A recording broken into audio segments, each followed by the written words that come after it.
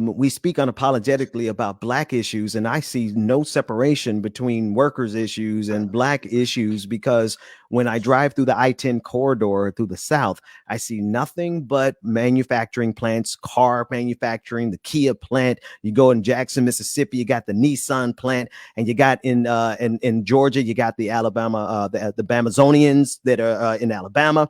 You got Amazon plants everywhere, and all of the people working in these plants, everywhere I see in the South, they're all Black. So would you just tie in that the connectivity with a few moments that we have left, because I just don't see a separation between workers issue and Black issues, because Black folks are workers out here. I know you're a white man, but I'm pretty sure you're adept at speaking to that.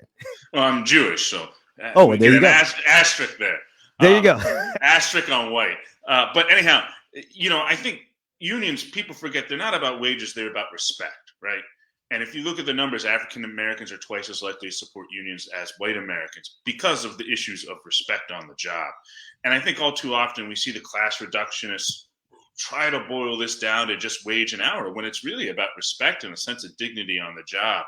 And if you look at what's happening, particularly these retail worker walkouts, they're heavily in African American communities. There's Black TikTok is really driving a lot of this movement. Unions haven't really done much to encourage these retail walkouts. But, if you look at Black TikTok in particular, it's really driven these.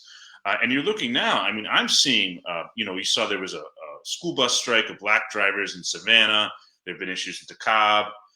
There have been a bunch of municipalities, small municipalities I've seen throughout the South, in places like Greenville, Mississippi, where Black employees are walking out.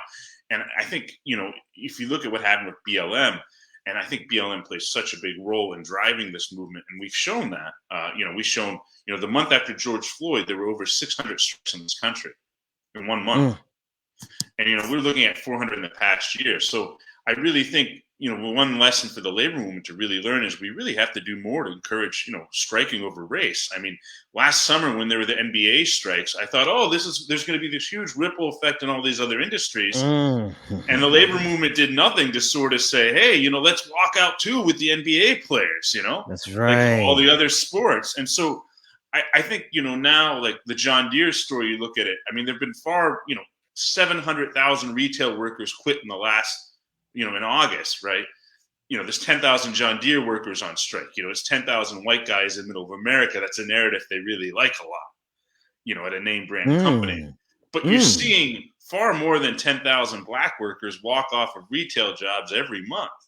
So it goes to show you how things are being covered. There it is. Wow, I had no idea how important that last question was going to be, because therein lies the solution. I've got to find these Black TikTokers who are striking, and we want to bring them on the show and make sure that we put forward the narrative that this is being driven by Black workers who are just saying, hey, this is technology and we have the right to be respected. Mike Elk, Payday Report, Union Organizing Labor reporter. Thank you so much for all the coverage that you're doing, man. Thank you for having me on.